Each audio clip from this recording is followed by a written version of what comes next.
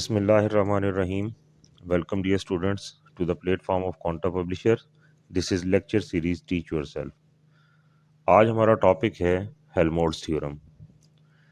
Faraday law और जब इस तरह के दूसरे कवानीन पेश किए जा रहे थे तो उस वक्त इलेक्ट्रिसिटी और मैग्नेटिज्म को जो लिखा गया वो इलेक्ट्रिक फील्ड और मैग्नेटिक फील्ड की शक्लों में लिखा गया।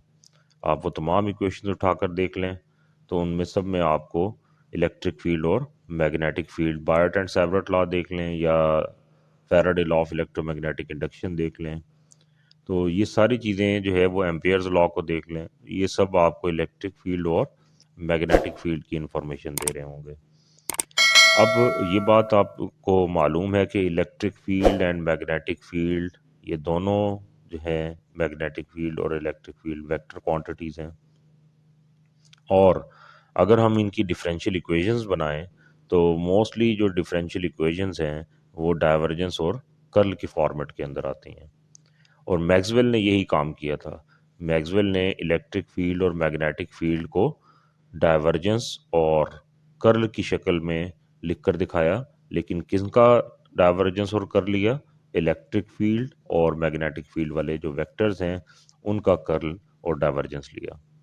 चलिए आगे हम इसको देखते हैं। फॉर एग्जांपल अगर हम इलेक्ट्रिक फील्ड और मैग्नेटिक फील्ड दोनों को कंबाइन करके किसी एक वेक्टर एफ से डिनोट कर लें तो फिर उसकी प्रॉपर्टीज़ क्या होंगी वो देखें। यहाँ पर क्या है मेंशन किया हुआ जी, तो यहाँ देखें स्टूडेंट्स, अगर हम इलेक्ट्रिक और मैग्नेटिक फील्ड को रिप्रेजेंट करने के लिए एक जनरल वेक्टर एफ जो है वो डिसाइड कर लें तो उस वेक्टर एफ का डाइवर्जेंस जो है वो बराबर आ जाएगा किसके? डी के।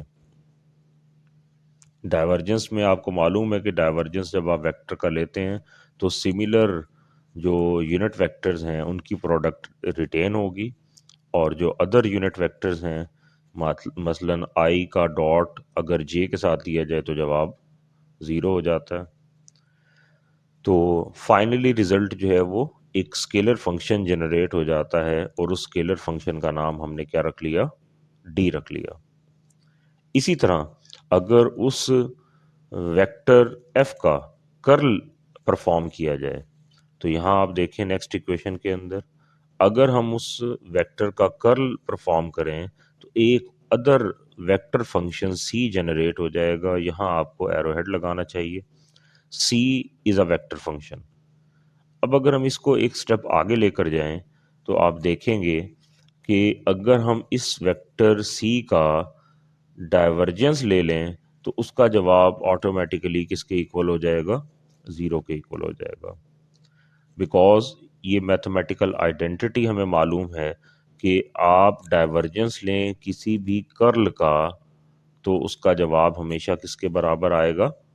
ज़ीरो के बराबर आएगा। अब यहाँ पर डियर स्टूडेंट्स ये जो हमने तीन इक्वेशंस लिखी हैं इससे एक सवाल जनरेट होता है, और वो सवाल ये कि what is the value of F? F कौन सा फंक्शन है? इसको क्या हम डिटरमिन कर सकते हैं, या इसको हम मैथमेटिकली अगर एक्सप्रेस करना चाहें तो कर सकते हैं? तो हेल्महोल्ट्ज़ थ्योरम की स्टेटमेंट मैं यहाँ पर आपको भी बता देता हूँ, और फाइनली फिर हम देखेंगे कि क्या ये ऐसे लिखा जा सकता है। तो हेल्महोल्ट्ज़ थ्योरम का मानना ये है कि एफ वेक्टर जो है उसको लिखने के लिए आप इस तरीके से उसको एक्सप्रेस कर सकते हैं, gradient of some scalar quantity plus curl of some vector quantity.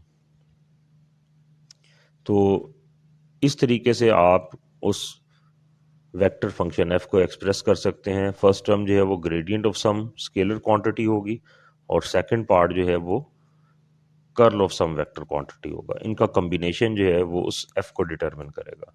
चलें आगे देखते हैं इसको।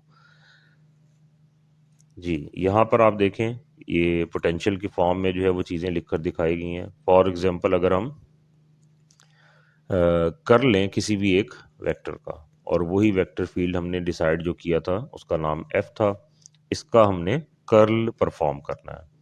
यहाँ पर आप देखें अगर हम उस वेक्टर का कर्ल लें और फॉर एग्जांपल हम कंसीडर करें कि उस कर्ल का जवाब किसके इक्वल आ चुका है, ज़ीरो के इक्वल आ चुका है।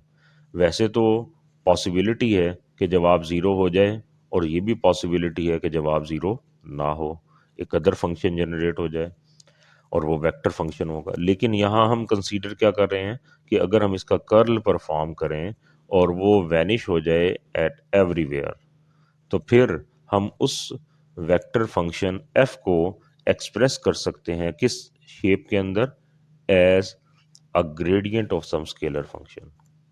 और ये माइनस साइन जो है वो जस्ट एक कन्वेंशन के तौर पर यूज़ हुआ है। आपने इससे पहले जो बेसिक कोर्सेज हैं उसमें सीखा होगा कि हम इलेक्ट्रिक फील्ड को कैसे एक्सप्रेस कर सकते हैं। इलेक्ट्रिक फील्ड एक्सप्रेस किया जाता है as a negative of potential gradient. तो वो कुछ ऐसा लिखा जाता था, electric field as a potential gradient.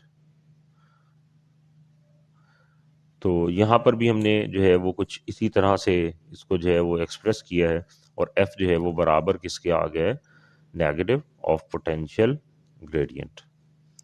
जी, तो थ्योरम वन जो है वो किस चीज़ के बारे में है, ये देखें ज़रा।